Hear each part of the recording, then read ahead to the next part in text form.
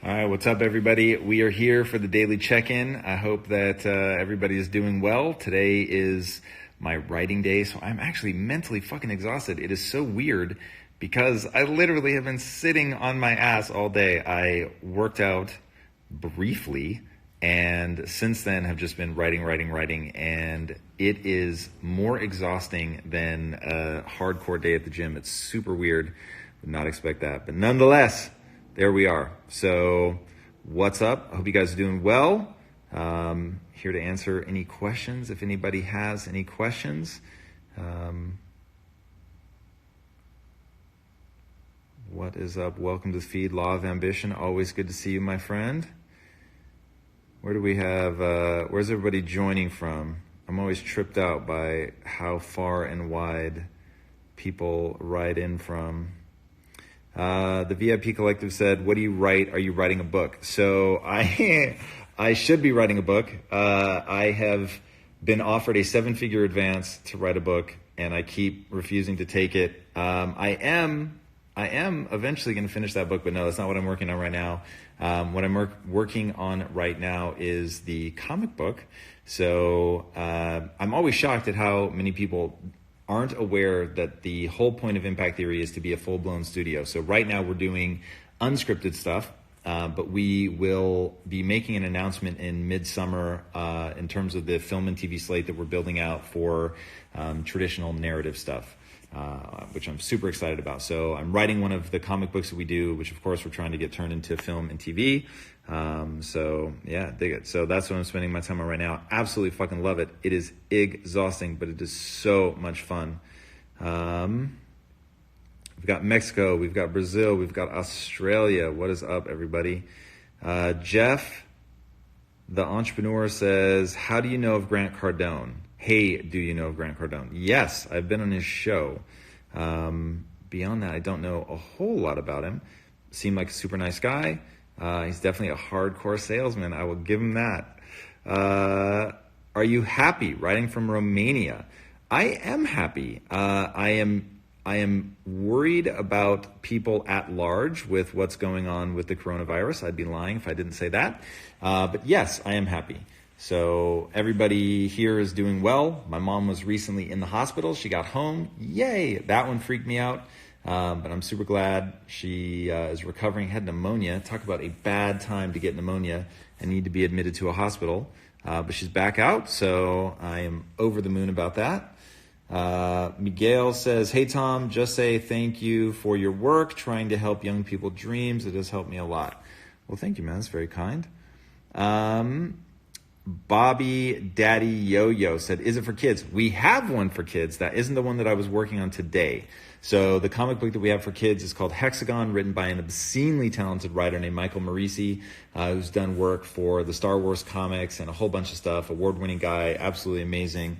I'm super excited. That book literally just came out this week. It came out day before yesterday.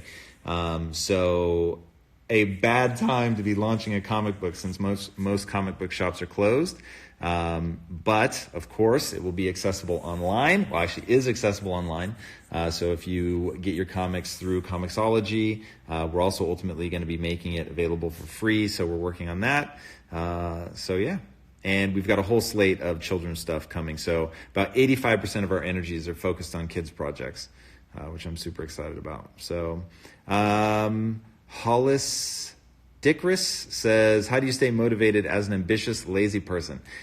So that really is about building desire. And this is one of those areas, it befuddles my mind at how hard it is to convey the concept of desire. So the reality is the reason that most people's lives don't look the way they want them to look is because they don't want that vision badly enough, because the vision is going to be really fucking hard to make come true, right? So it starts with confusion and feeling lost and actually being inadequate, by the way, not just feeling inadequate. If you have some grand vision for your life, I can promise you one thing: you're not yet the person you need to be in order to make that come true.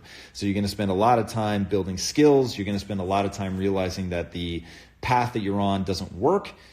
You have to embrace the notion of when it becomes clear that the path that you're on is not going to get you to your goal, you don't change the goal, you change the path, right? That's some straight up Confucius stuff. I need to memorize a quote. It's a lot punchier than that, but you get the idea.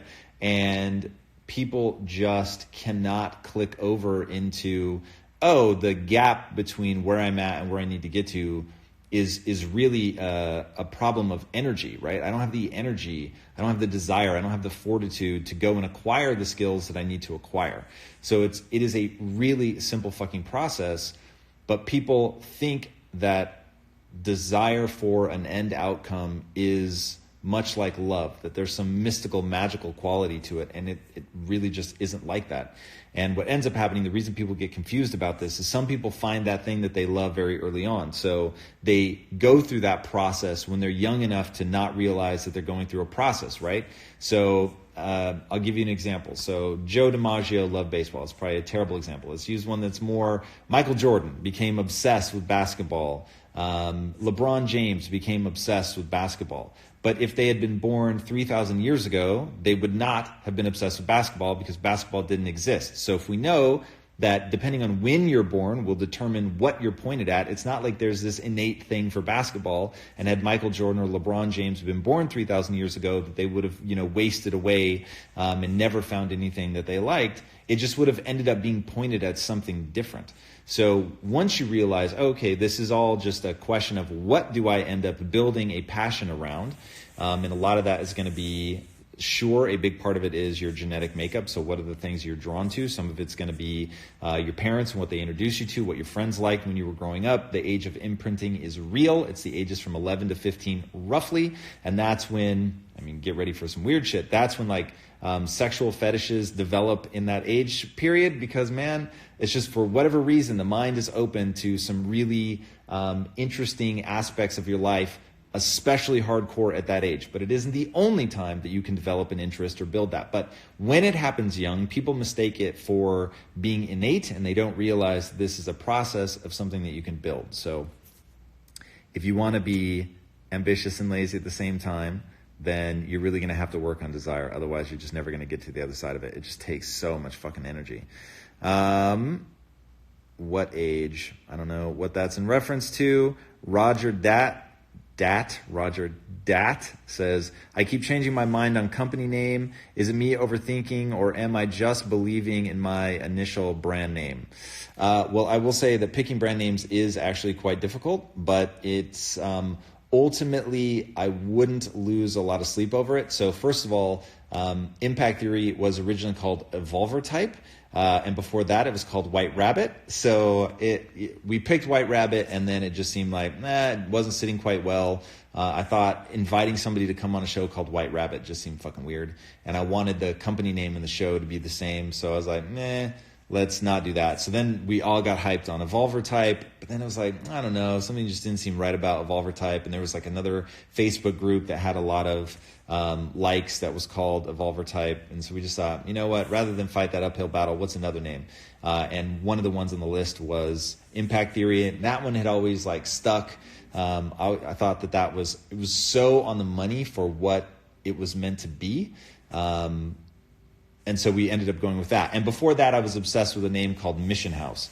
But we did a poll online, and people said that it sounded like a soup kitchen. So we didn't end up doing that. But none of this stuff is going to seem self-evident at the time. But then you start branding it. As long as it makes sense to you, as long as it rings true, as long as it's something that you're excited about. And my whole thing is you want something that's what's called a badge brand. So you want something that people would tattoo on themselves.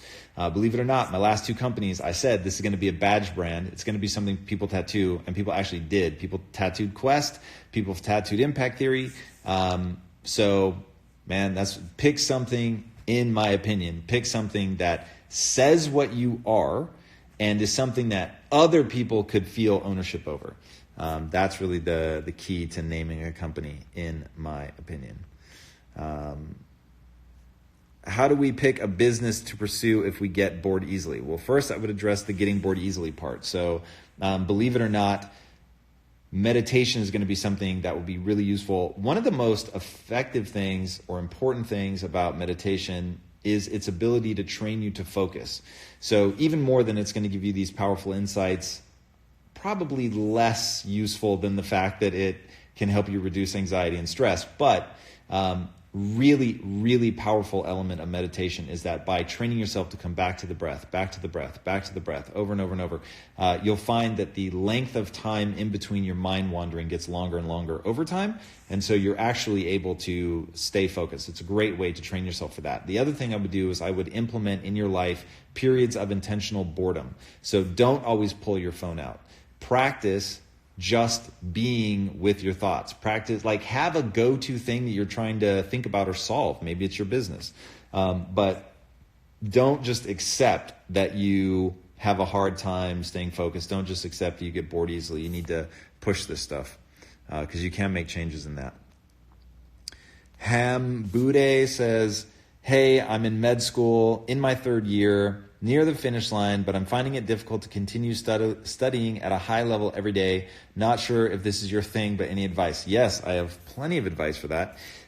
So what I would say is this really comes down to staying focused on what it is that you want to get out of that medical degree. So if you're like, oh man, I'm becoming totally disheartened with Western medical system, it's totally fucking broken, I'm not even sure if I want to do this anymore, then I would say, yo, the skills that you're learning can be applied towards anything, man. You could go fucking anywhere. You could go into the inner cities, which is my passion. You could go to Africa. You could whatever. Like, people need the skill that you're learning. And if you attach your skill set to your ability to serve not only yourself but other people, like all of a sudden it's about fulfillment. It's about being excited about the power that gives you, right? Because skills have utility.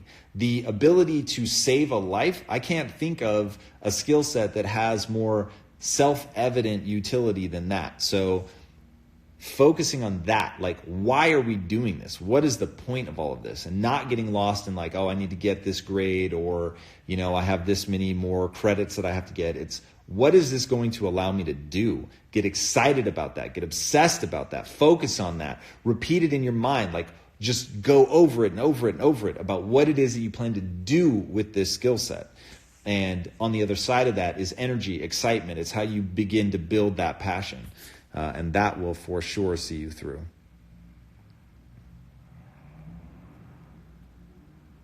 Please, this is from Darvish Motowali. He says, Tom, please speak about thinking. Well, some more context maybe would be useful, but I will say that humans are an active species, and one of the things that drives our activity is you will always have a thought in your head. The only way to learn to stop that is by meditating. And then as soon as you stop meditating, it's going to come flooding back. It is the nature of the human mind. I'm very good with that. A lot of good things in my life have come from the fact that I'm always obsessing over a problem. Now, meditating became super important for me because when I didn't do that, I found what I call background radiation would build. I would just be uneasy about a lot of things stacking up in my head. So learning to meditate was super powerful, but it's been equally powerful that my mind obsessively thinks about things. So I set my mind to a problem. I say, okay, this is the thing that I'm trying to solve. Like literally right now, I'm working on a script, which I was talking about at the beginning of this live. And I stopped today because I hit a problem that I thought, this problem will succumb to me taking a break and letting my subconscious mind think about it. But I had to specifically state what the thing was that I needed to solve for. And so once I have that locked in my mind, then it's there. It's there as I'm falling asleep. It's there while I'm meditating. It's there when I'm showering. I can feel my mind just dipping into it all the time. And then there's a reason that people say I need to sleep on it, right? It's your subconscious mind beginning to address the problem. So anyway, that was some random thoughts about thinking, but there you have it. Thoughts on thoughts. We got South Africa in the house. Hey, Tom, writing from South Africa. How do you know whether you're being persistent or stupid after failing many times on one thing? So this really comes down to you have got to assess. So every failure is, in computer AI terms, is a sample. So it was an attempt. What did that attempt teach you? What worked, what didn't work, why didn't it work? Was it a failure at the idea stage or a failure at the execution stage? You really have to think through, literally exactly like what I'm doing now, asking yourself these questions and then finding a way to measure your progress. So a lot of times people accept that they're trying something and they are okay with the fact they're not actually making progress because they're moving, they're doing something, and they mistake doing something for making progress. So you have to be really careful with that. You need to recognize when you're actually making progress. Are you in any meaningful way getting closer to your goal? And that has to be part of how you judge the things you're doing, whether you're making progress. And this will be the second time I've talked about the Confucius quote, when it becomes clear that the path will never take you to your goal, don't change the goal, change the path. So whatever it is that you're trying, if it's not working, fine, own it. This isn't working. But that doesn't mean that you give up on the goal. I see people fucking do that all the time, man. If you're interested in that goal, then as you begin to wane, as you begin to fatigue, you want to re-up your enthusiasm for the goal. Right? You can acknowledge, I'm not fucking making any progress without damaging your self-esteem. And that's been one of the things that really set me free and has set me apart from other people is I can say, you're totally fucking this up. You're not making any progress. And I don't feel badly about myself. I don't feel like I'm a loser. I don't begin to question whether or not I'm going to be able to pull it off. I'm just like, okay, I don't yet know the things I need to know. Am I going to be able to get that skill or do I need to outsource it? And because I so believe in my ability to get other people to come and join me to help me, then I'm always like, either I can learn it or I can find somebody that can learn it and we'll do it together. And so once you have that mentality, either I figured it out or I find somebody who's either already good at it or is willing to figure it out. And then we march forward together. Then it's just about making sure you've got the enthusiasm to see it through. Word. Whoa, scrolling by quickly. And I saw Puyallup. So this is from Bocephus5150. Tom, serious question. Do you still do the Puyallup? Thanks for all that you do. I have not been to the Puyallup Fair in a very, very, very long time. I am sad to report. But man, I used to love that as a kid. It was good stuff. So you believe in growth mindset? Yes. This is from M. Mays. I believe in the growth mindset aggressively. Hi from Brazil, and thank you for your great work. Well, thank you. Back 2101. Much appreciated. Can you respond on the importance of the process? Yes, if only I knew what process we were talking about. So basically, I will say this. Everything is a process. People want things like love to not be a process. Love's a process. Desire is a process. Passion is a process. These are all things that you can develop over time. How do I know that? Because that is the nature of the human mind. The human mind facilitates greater efficiency of movement, of thought, of feeling, everything around things that you repeat. So part of the process of really getting into something is embodying the emotions that you want to feel around that thing. So if you want to feel excitement around getting good at something, then you need to profess your excitement out loud. You need to profess it internally to yourself. You need to actually embody the excitement of the thing that you want to feel, because as you feel it, as you literally feel it, your brain begins to hardwire it. It becomes easier to feel it. Your brain will also justify the level at which you respond to something. So if you're like freaking out, I fucking love this, this is amazing, then your brain goes, whoa, this really must be something cool. Like we really must be into this. And so you can get into that loop. So yeah, process. When did you start your first business? How was that? How old were you? So I started my first business. It was a photography business. And I was 22, something like that. And it was fun. It was the first time I ever was like, whoa, the harder I work, the more money I make. It was fucking intoxicating. I couldn't believe it. I was over the moon. But I didn't understand trading time for money. So it didn't go very far, but man, it was fun. Next question. Did you teach at the NYFA? This is J Rob Photo. I did teach at the NYFA. I taught in the NYFA in LA and in London, and it was awesome. Many of the good things in my life came from the NYFA, so mad shout out to the NYFA. You guys gave me my wife. You also helped me understand that if I could help my students make their films better, that I could make my own films better, which then introduced me to the principles of a growth mindset, which then absolutely changed my life. So dig it. Daily Ceviche says, hey, in Denver, and I am socially interested in meeting people. I live alone, and this quarantine stuff is tricky for me with no live human contact or touch or connection. Thoughts on living solo now? So yes, so this is one of those things I would not fuck around. So if I were a person that needed human contact, what I would be doing is seeing how much of that I could transfer online. It's not going to get you everything because I heard you on the touch. We're going to address that in a minute.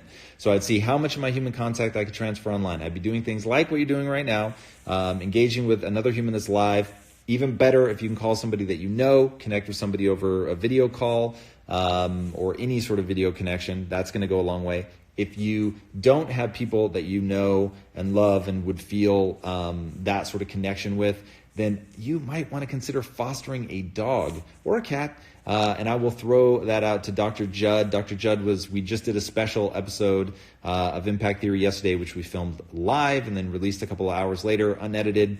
And he helps people. He's a psychiatrist, helps people with anxiety and fear and all that stuff, especially now around COVID-19. So it was a really cool episode. And he talked about how pets and cuddling, the physical contact from cuddling an animal, has the same impact on your stress levels as human contact. So that could be a big win. And he suggested fostering, because I know some people may not want a permanent pet, but fostering at least gives you that a short-term reprieve. Law of ambition. Objectives and key results is a way to measure. I'm guessing that was something I was saying earlier. Indeed, a true statement nonetheless. All right. Keeping up with comments is not easy. Well, first of all, thank you guys so much for joining me. Much appreciated. Let's see here. Exceptional Self-Coaching says, hi, Tom. I saw you live in Brizzy. I'm assuming that's Brisbane, Australia. I never got to ask you about a potential university coaching school you are running or planning to run. Is this a thing? If so, where can we get info on it? Thanks. Man, what a powerful reminder that even though you feel like all you do is talk about it, people still can hear it one more time. So here it is. We founded Impact Theory University. You can sign up right now.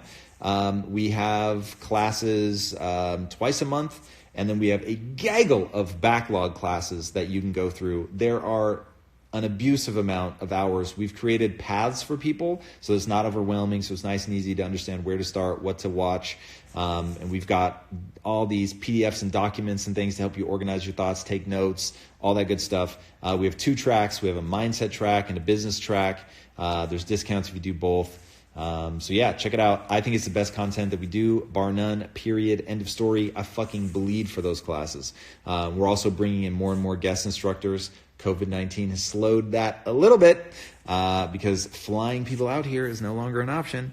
But yeah, I think that the content is fucking rad. So check it out. And if you try it and you don't like it, we will refund the shit out of you. I do not want people lies, vicious lies. I have full bars. All right, looks like I'm back here. All right. Grethy, you say, I have a question. But I don't see the question. Well, here's one. How do you stop anxiety? That's Princess Kaylane. So what I would do, so anxiety is a multifaceted beast. So first of all, I'd really look at your diet. I'd really look at exercise. I think those are the 2 biggest things that you can do to impact your anxiety. Then I would start meditating immediately. Meditation, when you take your first breath from the diaphragm, you're going to realize that it's doing something physiological. So it's what I call a physiological hook. Breathing from your diaphragm takes you into the parasympathetic nervous system, and the parasympathetic nervous system, which is rest and digest, versus the sympathetic nervous system, which is fight or flight. They're like a seesaw. So you can't be in both at the same time. You can't be both in fight or flight mode and calm at the same time. So anything that you can do physiologically that moves you out of fight or flight, breathing from your diaphragm being the most obvious, it will calm you down, period. There's just no 2 ways about it. So those are, in like a super quick nutshell, the things that I would do. How do you get good at public speaking? You do it a whole lot. You wouldn't believe me if I told you how many hours I've spent public speaking. I've been doing it since I was in the 7th grade. I used to practice in front of a mirror with a toothbrush, with a hairbrush, like a microphone. Shows you how old school that is. Shinataku 19, please come to Japan. Shinataku, you have no idea. I would live half of my life in Tokyo if I could. I was there not too long ago. I had a trip planned in the early spring this year, but because of COVID-19, that got put on hold. I'm really hoping I will be there by Comic-Con, but man, I don't even know if it's going to happen. So we shall see. But trust me when I say I spend as much time in Tokyo as I can. Introvert Actress says, what is your favorite part of the movie The Matrix? Man, there's so many good parts. Literally, just like 3 hours ago, I was rewatching the resurrection part. I'm writing a part in a script that I'm working on that has similar beats. And so I wanted to see all the little moments. And yeah, check that out. So that probably is my favorite part when he stands up and says no and stops the bullets. Everybody stop the presses. Trevor Mawad is in the feed. If you don't know him, he's fucking amazing. We just did an episode of Impact Theory. It is blowing up. He is a phenomenal mindset guy. He works with a lot of high profile athletes, has helped people achieve absolutely extraordinary things. And if you're not following him, you're definitely missing a trick. Incredible guy. You guys will learn a lot. Go watch that episode if you haven't. Your mind will be blown. There is a reason it's got to be, it might even be in our top 10 episodes of all time. And we just released it like 2 or 3 weeks ago. So it is blowing up. Favorite books to read? I don't usually reread books, but I'll say that Mindset by Carol Dweck is the most important book in the English language. What's up, Chicago? I see Kay Villy is in the house. All right, guys, I'm going to have to wrap. You're goated for the impact you have had in my life, Tom. All love. Thank you, man. That's Jiao. Is that how you say your name? Much appreciated. I love your Quest bars, bro. Thank you very much. That's very kind. Glad you enjoy those. All right, guys. Thank you so much for joining me. I appreciate it. Keto Karma's in the feed. What's up, Keto Karma? How you doing? An amazing human there. If you don't know her and you're at all into keto, definitely check her out. She is one of the most extraordinary human beings you will ever meet. She is so lovely. What a great person. All right, guys, thank you for joining me. I'll be popping in. I'm trying to do this every day. So yeah, don't let COVID-19 get you down. Keep your distance, wash those hands, positive thoughts all day. Stay focused, get your shit done. Find a way to do whatever it is that you were doing from home. Don't just quit. No being lazy just because you're working from home. All right, everybody, keep it up. Get after it. Peace out. Till next time, be legendary.